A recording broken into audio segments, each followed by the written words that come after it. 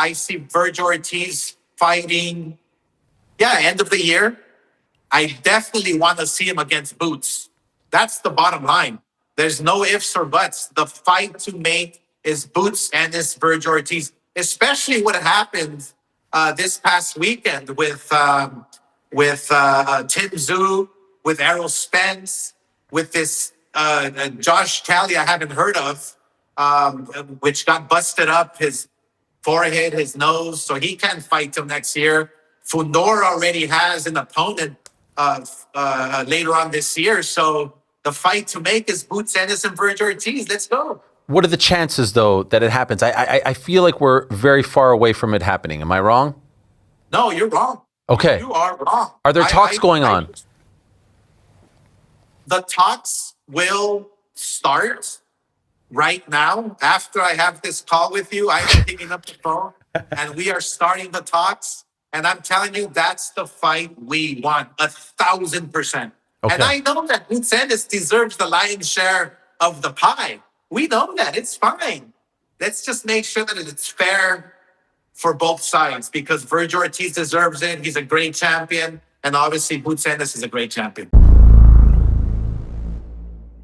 Wow, ladies and gentlemen. Y'all just heard Oscar De La Hoya, right? I hate to break it to the man.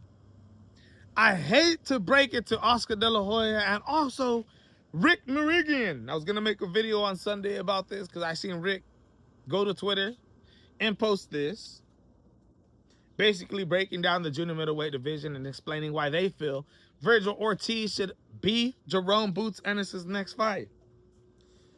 Oscar De La Hoya just said that there's no ifs and buts about it. Virgil Ortiz must be next. He says, Josh Kelly, y'all seen the beating that this man took against? Came in at a Ajagbo. It was a tough fight. Got the win. Don't get me wrong. Josh Kelly won the fight. I thought he did enough to win the fight.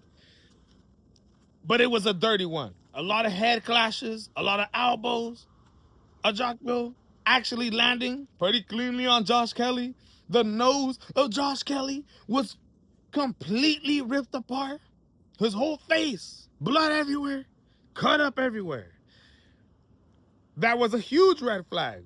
Even me, when I seen that, I said, oh, wow, man, if this guy's suffering something from some pretty serious injuries, I mean, look at that nose. How long is that going to take to heal up, bro? That's a bad cut. That rules him out of one of the next opponents for Jerome Boots Ennis, which Jerome Boots Ennis says he's only trying to fight for the world titles. That only leaves Sebastian Fundora left with the WBC junior middleweight title.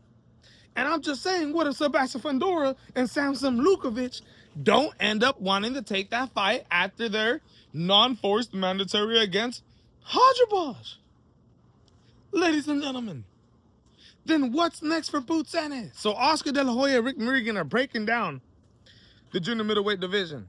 That was Oscar De La Hoya in the video that I just showed you today, doing an interview with Errol Hawani.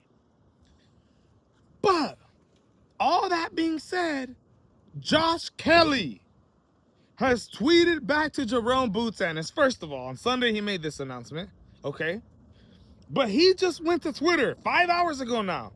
About 5 hours and a half till I dropped this video. And tweeted back at Jerome Boots Ennis with this.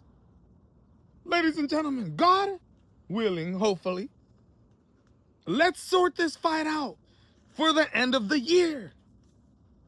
He wants to fight Jerome Boots Ennis at the end of the year now. You know why, right? Eddie Hearn explained it.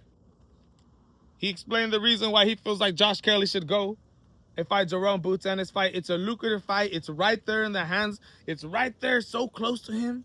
He can make a lot of money, a lot of exposure.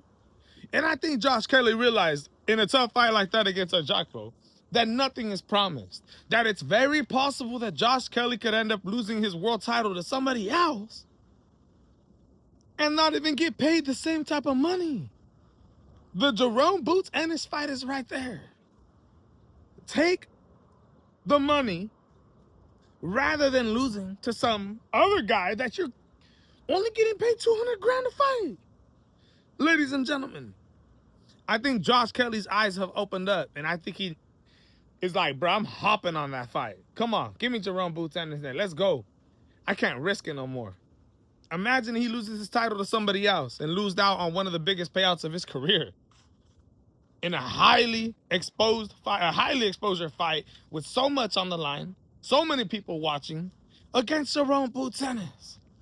So that being said, I hate to break it to Oscar De La Hoya and these guys, but as long as Josh Kelly is ready to heal up, and I'm not even saying by December, if they can guarantee Jerome Boots Ennis a fight possibly in January and February, do not be surprised if Jerome Boots Ennis agrees, sits out for a little while, and waits for that guaranteed third title. Not, you know, guaranteed to win, but guaranteed to have that fight set, ladies and gentlemen. Give Josh Kelly a little bit of time to heal up, but guarantee the fight to Jerome Boots Ennis. Bro, I think it's a done deal. I think as long as Josh Kelly actually heals up and he's being truthful with these comments, he actually wants to fight, I think that's Jerome Boots Ennis' next opponent, ladies and gentlemen. Wow. Let me know what you guys think, bro. Josh Kelly drops the ball right there. I think that officially announces he may be Jerome Boots Ennis' next opponent. I'm definitely expecting it. Eddie Hearn is about to get this done. Let me know what you guys think. Hopefully he heals up fastly. God willing, I'm out.